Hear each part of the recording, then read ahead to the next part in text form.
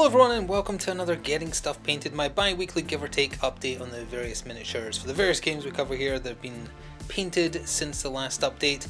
And this time, got a little bit of Blood Bowl going from left to right, a little bit more of the Cursed City pile, very steadily getting through it, a little bit of the DC universe, or a big part I guess because it's a big miniature, and then a massive eclectic mix from here onwards for the Batman miniature game. Because of the new objective decks coming out, there's a lot of crews that are now playable in the new edition of the game and want to try them out obviously, so that involved a lot of just putting your head down and getting stuff painted to use the name of the series.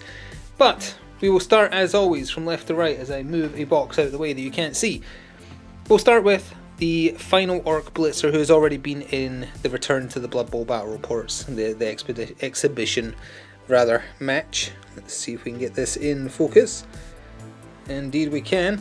Again, not going over the colours, just pointing out that he has been done, because obviously we've been talking about getting this team done for months. It was a trial because they're quite annoying to do, but there's technically one lineman left. He isn't required to make them playable because you've got the 11 done. You can just buy extra rerolls for the cash that the other lineman would fill, or you can hold out and maybe get a troll if you drop like another. You could probably drop one of a lineman and that would give you enough funding for missing a second lineman, I mean, to bring a troll in, if you wanted a troll, of course. Hot off the press, I finished this one today. We have a human team Ogre. Now this is the sculpt that was available separately for a while. I believe he is also in the newest starter set. I think it's verbatim the exact same sculpt, but you can paint that one up like the Bogenhafen Barons. This one is painted up like the Reckland Reavers, and he's probably not going to be in their initial lineup for the league, but he will definitely be purchasable if they hoard enough cash or fire one of their rubbish players like a catcher or a thrower. So same colours as I did use for the Reckland Reavers back when we talked about them. Talisar Blue Contrast, Known Oil, Lead Belcher Silver, just some flock on the base there. Some Blood for the Blood God. I wanted it to look like, one, that he's punched someone, and then two, also that maybe he's been hit as well, so his nose is bleeding down his face there and onto his armour, just because I thought it would be neat, because he's kind of in a, like, he's mid, like, getting his revenge and punching someone repeatedly, so I quite like that. And Snakebite Leather for like the leather straps on his girdle, or whatever this is meant to be. So he's going to be an option for the human team going forwards, depending on their performance in the small league that will be starting up soon. The next Blood Bowl team I plan to focus on, I put it to a vote on Twitter, either Dwarves or Skaven, and my Twitter replies were filled with various gifs of rats, so it was pretty much unanimous. So from Cursed City, knocked out two more of the Deadwalker zombies and two more of the Ulfamotch. Same miniature of the Ulfamotch, sadly one of them is damaged. And again, not going to really go over the colours used for these because I did that when covering them previously, but just knocking them out. I think there's 4 zombies, 2 Ulfamotch and one of the big bads, the Chamberlain or Chambermaid, I don't know what he's called. The old man, because he, as far as I can tell, doesn't really show up. Also, you might be seeing this on a day where normally there would be a new Cursed City after the resounding defeat last time. Taking a week off to kind of get confidence back, because that was an absolute nightmare, and it's amazing that nobody died. It was lucky. Well, each one of them had a 1 in 12 chance of dying. So it could definitely have gone worse, but that might have driven me from the game forever with how unpleasant that last experience was. But hopefully we'll get back to it. And then this is the poor Ulfamotch whose spear was damaged. So he's got a little bit of a bent spear, but we don't hold it against him. And then the version which does not have the bent spear, he'll probably be seeing more use in videos if it can be helped. But yeah, it got either damaged in transit or in assembly. I don't remember if I broke it in assembly or accidentally like forced it in. Because that's the thing with some of the push snap miniatures, when you're forcing them in like quite strongly, sometimes you don't notice what you're leaning your weight on. So from the DC miniature game, it's been a while since I picked up anything for this, since the Cyborg Superman releases and all that stuff. This is Wonder Woman 1984 using her Amazonian golden winged armour, and for the first time in a while I feel it's a large base that justifies the large base, because of the swooping wings coming down and The very dynamic pose over using the lasso. So I got this before seeing the movie. I have actually now seen the movie, but I got this without seeing the movie just because I thought it looked neat. I just like the look of the miniature, and I already have like a big base Batman, a big base Superman, but I don't have a big base Wonder Woman. One exists, but it's like tiny Wonder Woman on a cluster of rocks, and it's pointlessly, stupidly large.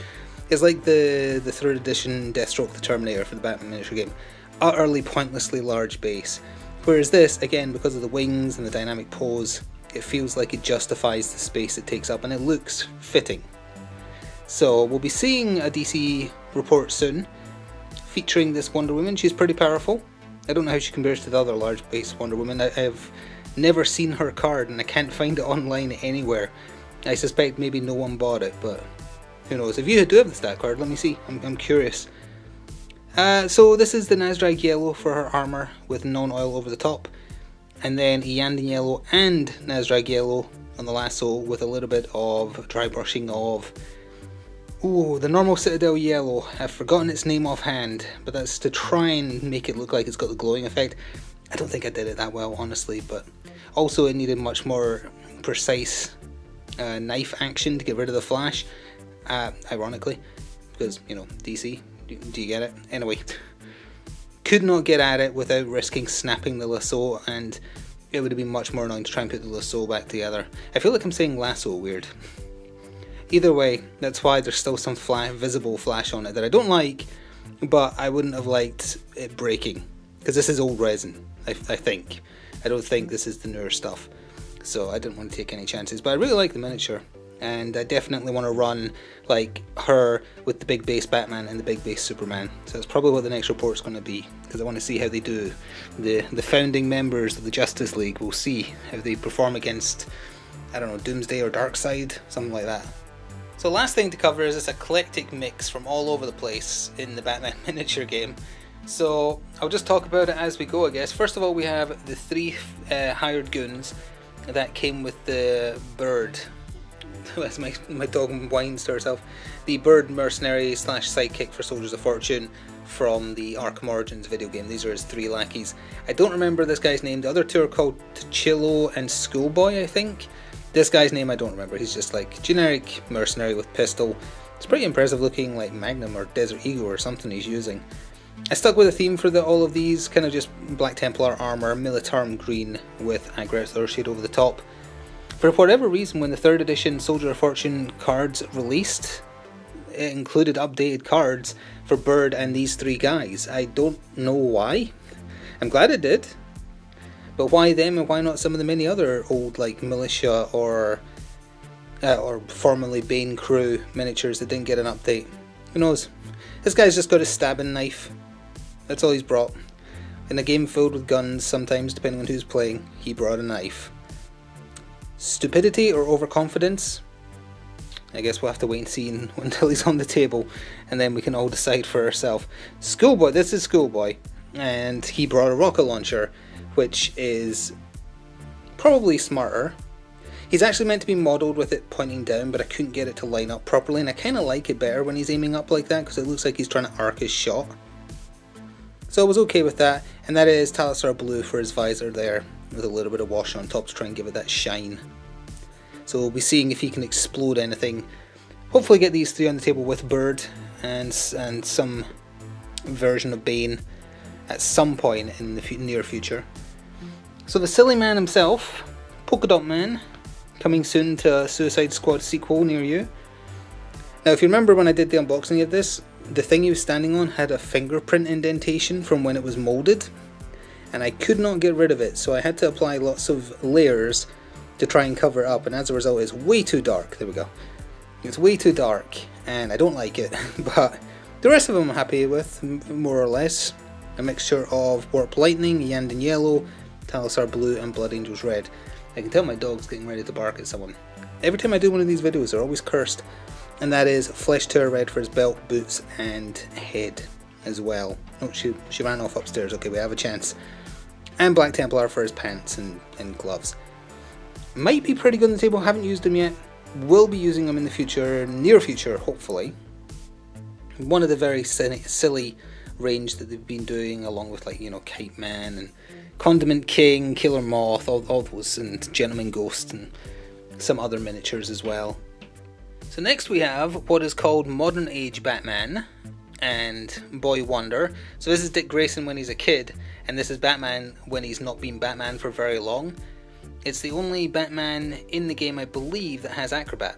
So he's young and agile enough and isn't wearing, like, thick armour yet, so he can actually jump around and dodge bullets with agility rather than, you know, how he normally does it by having bat armour, etc.